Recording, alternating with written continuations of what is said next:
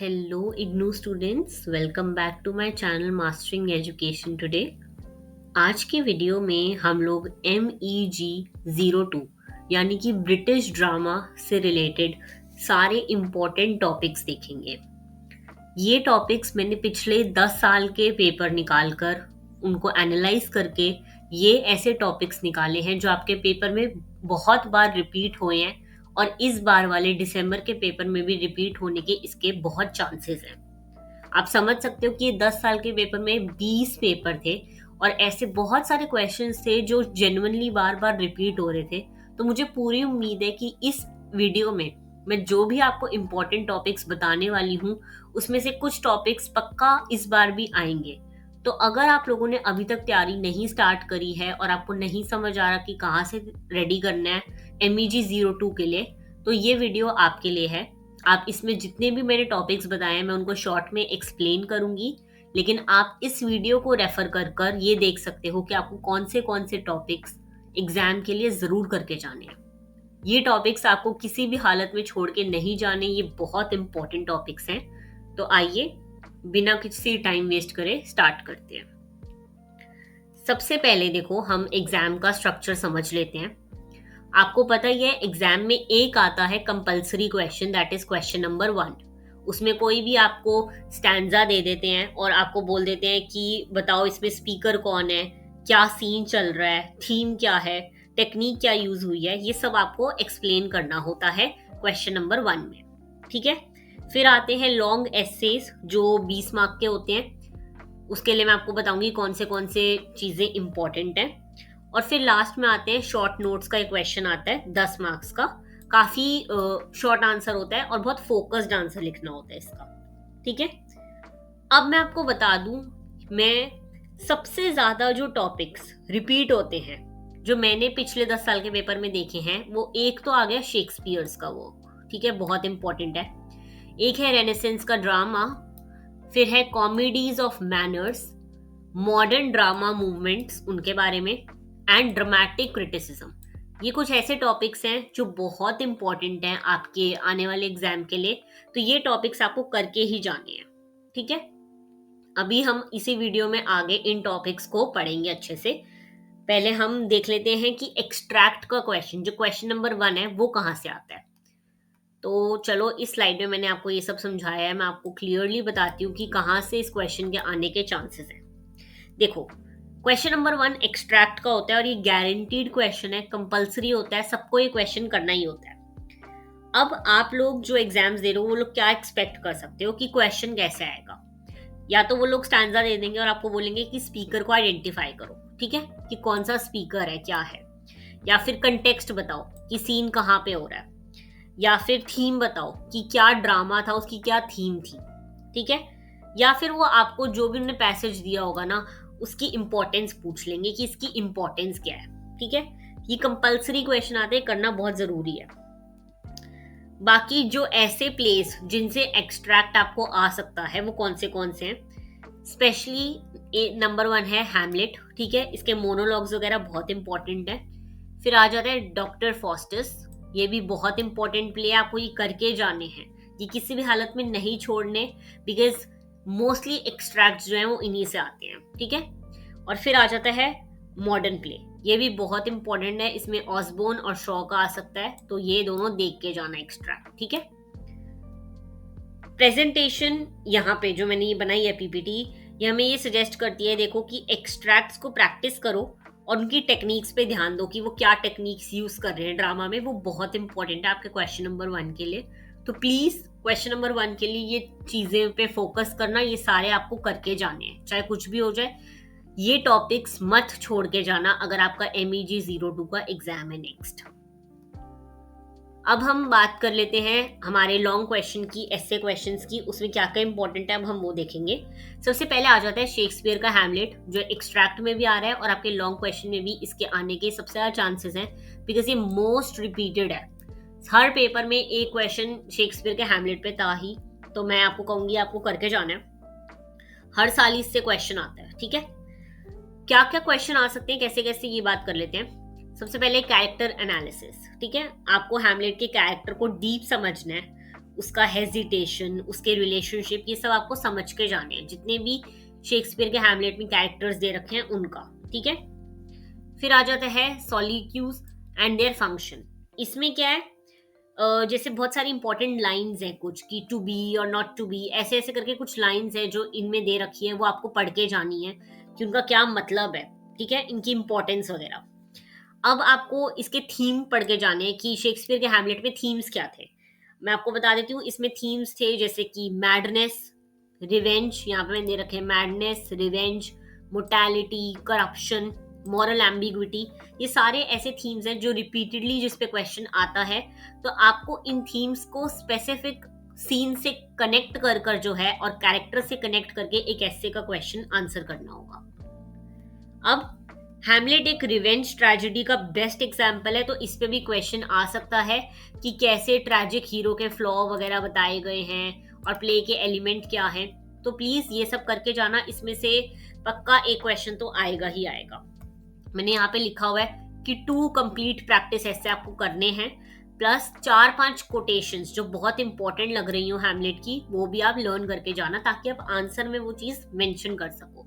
जितनी चीजें आप ऐसे डायरेक्ट मेंशन करोगे उतने ही आपको मार्क्स ज्यादा मिलेंगे, बिकॉज आपके एग्जामिनर को लगेगा कि हाँ आपने अच्छे से पढ़ी है चीजें। ठीक है, अब हम नेक्स्ट आ जाते हैं Elizabethan drama and renaissance influence. ये बहुत इंपॉर्टेंट टॉपिक है, ये टॉपिक भी मैंने बहुत बार रिपीट होते हुए देखा है। इसमें मैं आपको बता देती हूँ कि क्या बात हुई है, पहले तो क्या बोल रहे हैं वो। ठीक है, रेनेसेंस ह्यूमनिज्म ये क्या होता है, अगर हम इसके फीचर्स वगैरह देखें, यहाँ पे मैंने मेंशन कर रखा है, रिलीजन से ज्यादा ह्यूमन रीजन पर फोकस करा है इस चीज ने। ठीक है, रेनेसेंस इन्फ्लुएंस में क्या आपने पढ़ा है कि यहाँ पे ना ज्यादा फोकस ह्यूमन के रीजन पे है रादर देन रिलीजन वगैरह। और इसमें थिएटर के एवोल्यूशन की बात करी गई है कि रिलीजियस प्लेस से परमानेंट थिएटर तक कैसे एवोल्यूशन हुआ, कैसे चेंज हुआ। और इसमें स्टेज स्पेक्टेकल ऑडियंस की भी बात करी गई है कि इसका स्टेज बहुत सिंपल होता था, सीनरी कम थी, एक्टर ऑडियंस से डायरेक्ट बात कर सकते थे प्ले के दौरान। ठीक है, ये बहुत इंपॉर्टेंट कैरेक्टर्स हैं, इंपॉर्टेंट कैरेक्टरिस्टिक्स हैं, तो इनको करके जाना। एग्जाम में अक्सर आपसे जो पूछ रहा था वो पूछ रहा था एलिजाबेथन वर्सेस मॉडर्न ट्रेजेडी का कंपैरिजन, तो आपको कंपेयर करके बतानी है दोनों चीजों के बारे में। ठीक है, एलिजाबेथन विद मॉडर्न ट्रेजेडी, ये क्वेश्चन करके जाना। मैं इतना डिटेल में आपको ये सब नहीं एक्सप्लेन कर रही हूँ क्योंकि वीडियो बहुत लंबा हो जाएगा, तो आप लोग जो भी टॉपिक मैं बता रही हूँ उनको सिंगल हैंडेडली यूट्यूब पे सर्च करके और यूट्यूबर्स एजुकेटर से पढ़ सकते हो, बट प्लीज ये सारे टॉपिक्स करके जाना। और अगर आप चाहते हो कि मैं इन टॉपिक्स को डिटेल में एक्सप्लेन करूं तो मुझे नीचे कमेंट सेक्शन में जरूर बताना, मैं एक वीडियो डाल दूंगी जिसमें मैं इन चीजों को इजी लैंग्वेज में डिटेल में आपको एक्सप्लेन कर दूं। अब हम नेक्स्ट आगे बढ़ते हैं इंपॉर्टेंट टॉपिक पे, दैट इज मैरलोस का डॉक्टर फॉस्टर्स। ये बहुत इंपॉर्टेंट है, मैंने लिखा हुआ है हाई फ्रीक्वेंसी, बहुत बार इसके क्वेश्चन मैंने रिपीट होते हुए देखे हैं। तो अब हम पढ़ लेते हैं कि इसके क्या क्या कैरेक्टरिस्टिक्स हैं इस ड्रामा के। पहले आ जाता है रेनेसेंस मैन। फॉस्टर्स एक टिपिकल रेनेसेंस मैन होता है, नॉलेज के पीछे भागता था ये। ठीक है, मैरलोस जिसकी यहाँ पे बात कर रहा है डॉक्टर फॉस्टर्स, ये जो था एक रेनेसेंस मैन था जो हमेशा नॉलेज के पीछे भागता रहता था। प्ले जो है वो medieval religion versus modern curiosity को कंट्रास्ट करता है। ठीक है, कि पहले की चीजें कैसी थी पुराने टाइम में और अब कैसे है। ठीक है, एक कॉन्फ्लिक्ट प्रेजेंट करता है रिलीजन को रिलेटेड। फॉस्टर्स जो है वो ह्यूब्रिस यानी ओवर एम्बिशियस था। ये ह्यूब्रिस का मतलब याद रखना, ट्रैजिक ह्यूब्रिस, इसका मतलब है ओवर एम्बिशन था फॉस्टर्स का। ठीक है, उसका डाउनफॉल ही उसका ये बन जाता है रीजन, जो वो नॉलेज के पीछे भागता रहता था, बहुत एम्बिशियस था, बट वो एक ओवर एम्बिशियस मैन बन गया था, इसलिए उसके डाउनफॉल का रीजन भी उसका ओवर एम्बिशन ही बना था। इस प्ले में बहुत सारे सिंबॉलिक एलिमेंट्स यूज हुए हैं, यानी कि जैसे कि good angel and evil angel, उसका इंटरनल मॉरल स्ट्रगल दिखाने के लिए यूज करा गया है कि कैसे वो नॉलेज के पीछे भागता था लेकिन उसकी अंदर से मॉरल इंटेंशंस अच्छी नहीं थी। ठीक है, जॉनर क्लासिफिकेशन का सबसे बड़ा क्वेश्चन इसमें पूछा जाता है, is this a mortality play और ट्रेजेडी। ये क्वेश्चन बहुत आता है, तो प्लीज इस क्वेश्चन को करके जाना। दोनों साइड्स के आर्ग्यूमेंट आपके पास रेडी होने चाहिए आंसर लिखने के लिए। ठीक है, बहुत इंपॉर्टेंट टॉपिक है, इसको अच्छे से पढ़ लेना। आप चाहो तो ये पीपीटी का स्क्रीनशॉट लेके रख लेना ताकि आप आगे रेफर कर सको आपको कौन से टॉपिक्स पढ़ने हैं।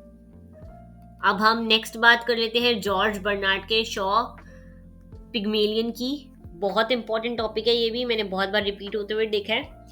यहाँ पर इस प्ले में क्या बात हो रही है, क्लास और सोशल मोबिलिटी से रिलेटेड। ठीक है, यहाँ पे क्लास और सोशल मोबिलिटी को हाईलाइट करा गया है। क्या एक्सेंट बदलने से क्लास चेंज हो जाती थी, ये सब क्वेश्चंस इसमें पूछे गए हैं। तो ये बहुत इजी भी है समझना, क्योंकि हम रियल लाइफ से रिलेट कर सकते हैं। इसमें इंपॉर्टेंट आ जाता है एलिजा का ट्रांसफॉर्मेशन, की डिग्निटी और आइडेंटिटी के इश्यूज वगैरह की बात हुई है इसमें।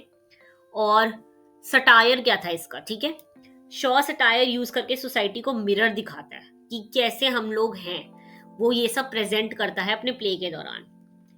इसमें हिगिंस और एलिजा का रिलेशनशिप भी फ्रीक्वेंटली पेपर में पूछ रहा है। इनके रिलेशनशिप को एक पावर डायनेमिक से समझना होगा आपको। पावर डायनेमिक यानी मेल और फीमेल कैरेक्टर समझकर, ठीक है, पैट्रियार्कल सोसाइटी समझकर। ये टॉपिक जो है आपका शॉर्ट नोट्स और ऐसे दोनों में आता है, तो इस टॉपिक को अच्छे से कर लेना। जॉर्ज बर्नार्ड का शॉस पिग्मेलियन इजी टॉपिक है, इतना डिफिकल्ट नहीं है। यूट्यूब पे आपको सब कुछ मिल जाएगा, और अगर आप लोग मेरे को बोलोगे तो मैं इसकी एक अलग से वीडियो भी डाल दूंगी, बिकॉज ये डिफिकल्ट सब्जेक्ट है। अब हम आगे बढ़ते हैं। नेक्स्ट आ जाता है मॉडर्न ड्रामा। ये भी मैं आपको बता दूं, इसमें ऑसबोर्न की बात करी गई है, ठीक है। इस पे क्वेश्चन आता ही आता है, तो आपके लिए बहुत इंपॉर्टेंट है, इसको अच्छे से करके जाना। और अगर आपको कोई भी डाउट्स लग रहे हो, कुछ भी लग रहा हो, तो प्लीज मेरे से पूछ लेना। नीचे कमेंट में मेरे को बता देना कि ये चीज समझ नहीं आ रही, आप फिर से बता दो, तो मैं वापस आकर आपको समझा दूंगी, ठीक है। अब अगर हम मॉडर्न ड्रामा की बात करें, तो अब हम मिडीवियल से मॉडर्न पे मूव कर गए हैं। तो इसमें आपको क्या क्या पढ़ना है, एक तो जिमी पोर्टर का द एंटी हीरो। इसमें क्या दिखाया गया है, जिमी काफी रूड है, इमोशनल है, इंटेलिजेंट है, और एक ट्रेडिशनल हीरो जैसा नहीं है। जैसे हम हीरो के कैरेक्टरिस्टिक्स को देखते हैं वैसा नहीं है, ये बात हुई है।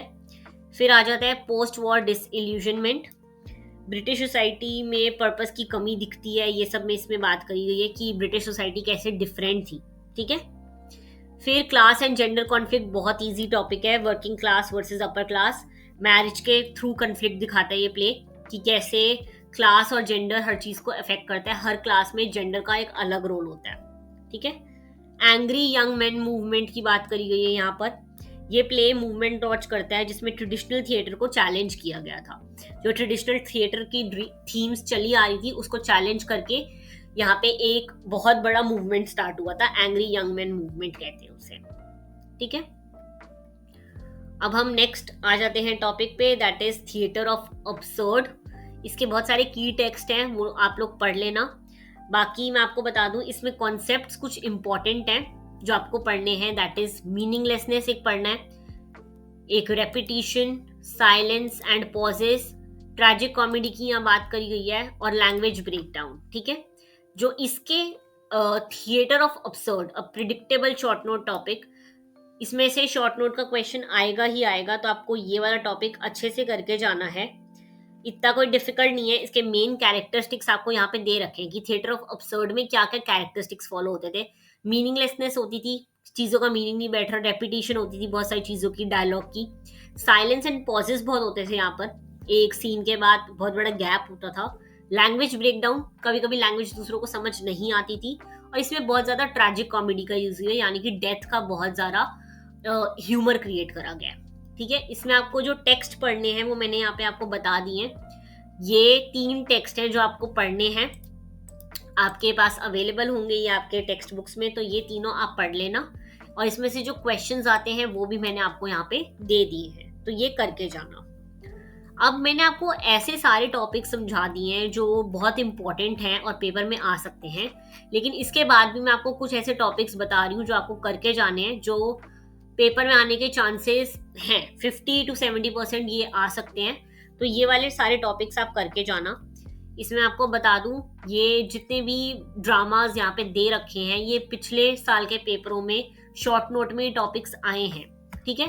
तो पहला आ जाता है बॉटम, फिर है विडो क्वीन, फिर है रेनेसेंस का ह्यूमनिज्म, हमने पढ़ा है ऑलरेडी, सॉलिक्वी हमने पढ़ा है, रोल ऑफ कोरस कि कोरस का क्या रोल होता था एक क्लासिकल ड्रामा में, और कॉमेडी ऑफ मैनर्स कि ट्रेजिक कॉमेडी से कैसे हम कॉमेडी ऑफ मैनर्स पे मूव कर गए, और प्रॉब्लम प्ले कि कैसे ड्रामा जो है वो आज के टाइम पे सोशल इश्यूज को जो है हाईलाइट करते थे।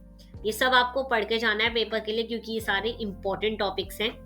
और मैं आपको बता दूं, अगर आप ये वीडियो कर लोगे तो आप इजीली पेपर अटेम्प्ट कर पाओगे। आपको इन्हीं टॉपिक्स पे ध्यान देना है और ये टॉपिक्स अपने बहुत अच्छे से अपना 100% दे के प्रिपेयर करना है, ताकि आप पेपर में इनमें से कोई भी क्वेश्चन आए आप आंसर कर सको। और जैसा कि आपको पता है आपके पास चॉइस होती है, तो अगर आप ये टॉपिक्स कर लोगे तो आपके पास पक्का 5 क्वेश्चन करने का तो एक आंसर बन ही जाएगा, क्योंकि आपने काफी सारे टॉपिक्स हमने कवर कर लिए हैं। तो आपको ये सारे टॉपिक्स करके जाने हैं पेपर के लिए। बाकी अगर आपके कोई भी डाउट्स हैं तो मुझे नीचे कमेंट्स में ज़रूर बताना। इसका पीडीएफ चाहिए हो तो आप पीडीएफ कमेंट कर देना। मैं नेक्स्ट वीडियो में नेक्स्ट सब्जेक्ट लेकर आऊंगी और हम इसके गेस्ट पेपर भी डिस्कस करेंगे, तो उस वीडियो के लिए भी वेट करना। वीडियो अच्छी लगी हो तो लाइक करना और चैनल को सब्सक्राइब कर देना। All the very best for your exams. मिलते हैं नेक्स्ट वीडियो में।